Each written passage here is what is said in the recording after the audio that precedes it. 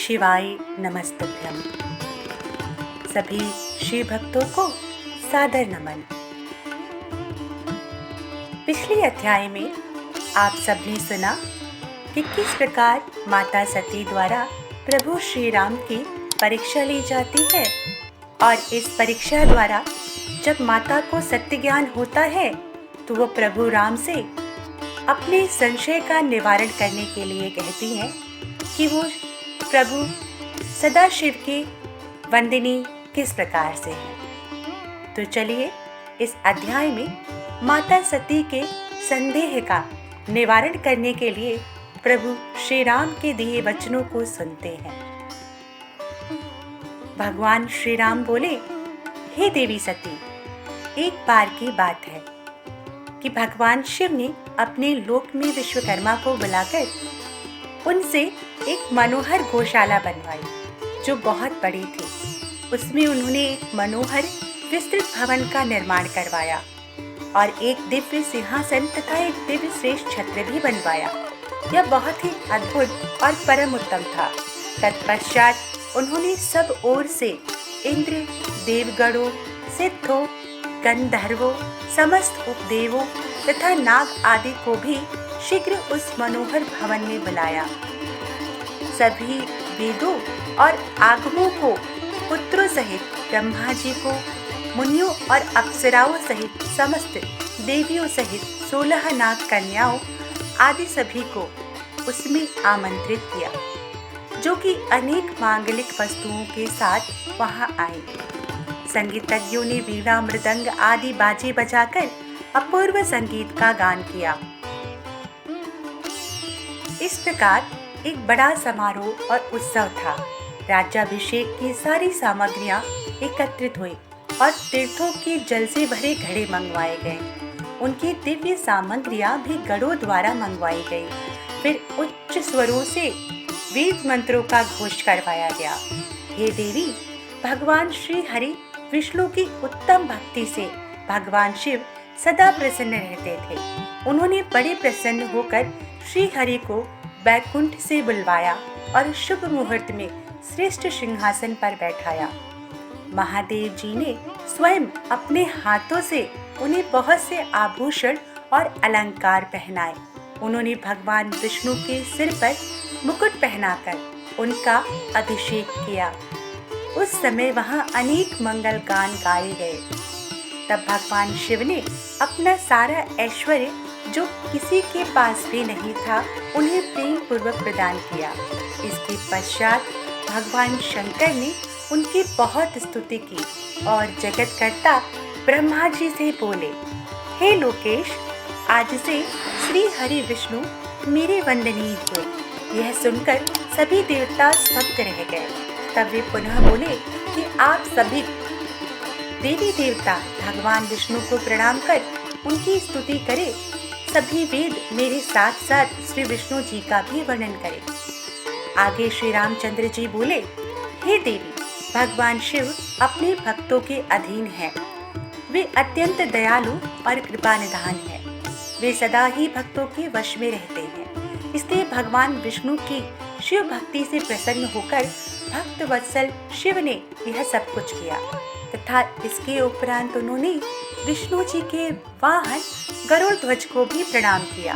तत्पश्चात सभी देवी देवताओं और ऋषि मुनियों ने भी श्री हरि के सच्चे मन से स्तुति की। तब भगवान शिव ने विष्णु जी को बहुत से वरदान दिए और कहा, श्री हरि, आप मेरी आज्ञा के अनुसार संपूर्ण लोकों के कर्ता, पालक और संहारक हो।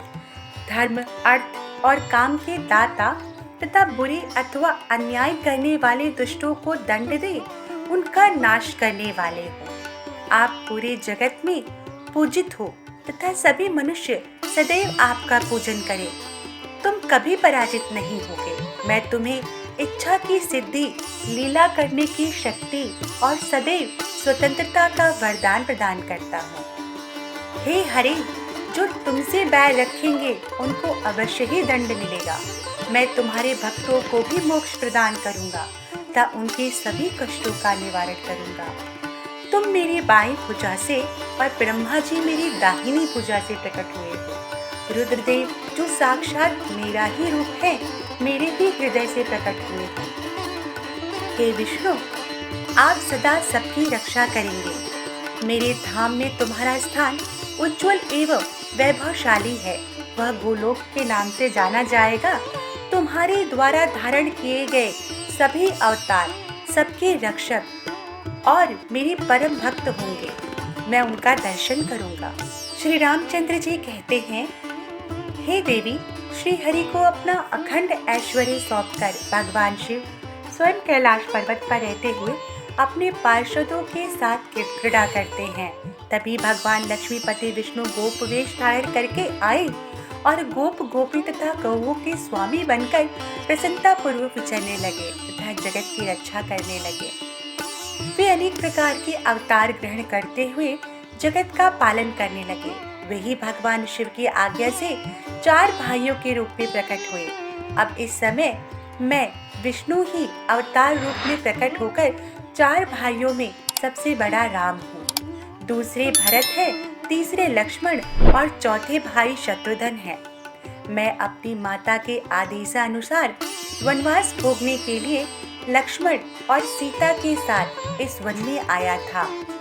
किसी राक्षस ने मेरी पत्नी सीता का अपहरण कर लिया है और मैं यहाँ वहाँ भटकता हुआ अपनी पत्नी को ही ढूंढ रहा हूँ। सौभाग्यवश मुझे आपके दर्शन हो गए। अब निश्चय ही मुझे कार्य में सफलता मिलेगी।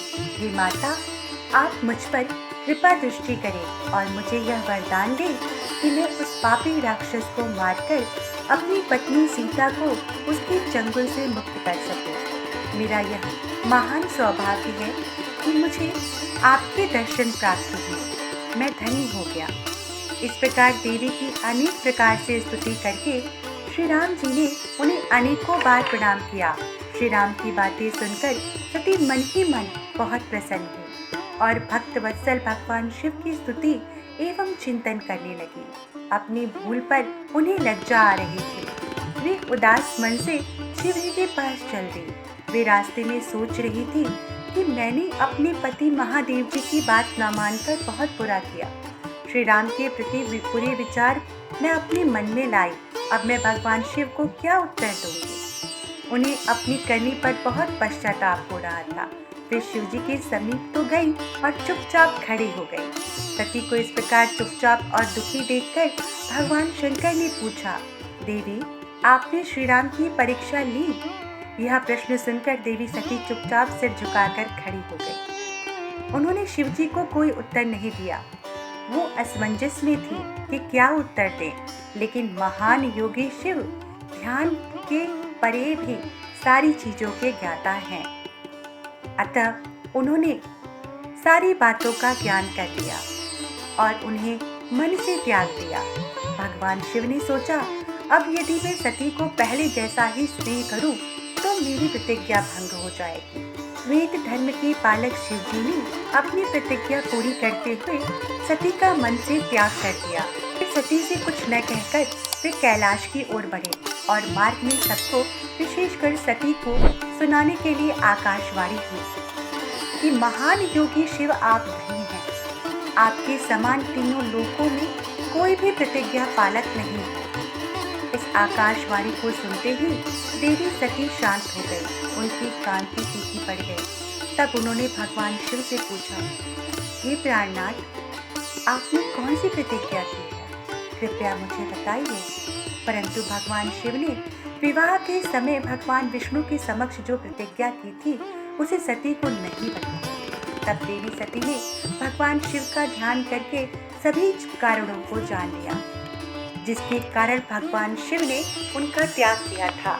त्याग देने की बात जानकर देवी सती अत्यंत दुखी हो गई। दुख बढ़ने के कारण उनकी आंखों से आंसू आ गए और वह सिसकने लगी। उनके मनोभाव को समझकर और देवी सती की ऐसी हालत देखकर भगवान शिव ने अपनी प्रतिज्ञा की बात उनके सामने नहीं कही।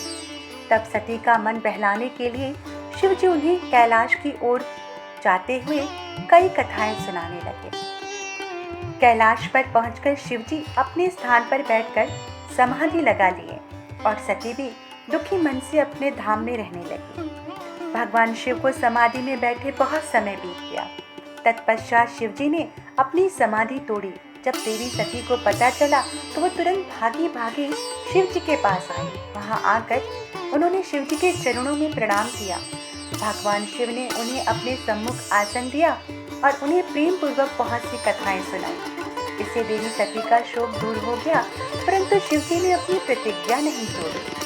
हे नारद, ऋषि मुनि आदि सभी शिव और सती की इन कथाओं को उनकी लीला का रूप मानते हैं, क्योंकि वे तो साक्षात परमेश्वर हैं, एक दूसरे के पूरक हैं। भला उनमें वियोग कैसे संभव हो सकता है? सती और शिव वाणी और अर्थ की भांति एक दूसरे से मिले हुए हैं। उनमें वियोग होना असंभव है। उनकी इच्छाओं और लीलाओं से ही उनमें वियोग हो सकता है। इस प्रकार भक्तों के अधीन भक्त वत्सल सदाशिव ने अपनी एक और मनोहारी लीला से अपने भक्तों को आशीर्वाद दिया। इसी के साथ इस कथा को यही संपूर्ण करते हैं। भक्तों के अधीन भक्त वत्सल सदाशिव सदा सबके सहायक है, सदैव सब पर कृपा बनाए रखते हैं। देवी सती के संशय का निवारण कर प्रभु उनके प्रति भी सहायक बने रहे। इस तरह यह कथा यही संपूर्ण होती है, जिसमें देवी सती के संशय का निवारण होता है। प्रभु राम और सदाशिव एक दूसरे के आराध्य हैं, इस बात का ज्ञान सदैव हम भक्तों को होना चाहिए। नारायण के बिना शिव और शिव के बिना नारायण पूजित नहीं है। इसी के साथ अब अगली कथा के साथ आपके सामने प्रस्तुत होंगे। तब तक के लिए शिव शक्ति को नमस्कार है, शिव भक्तों को नमस्कार है। श्री शिवाय नमस्ते।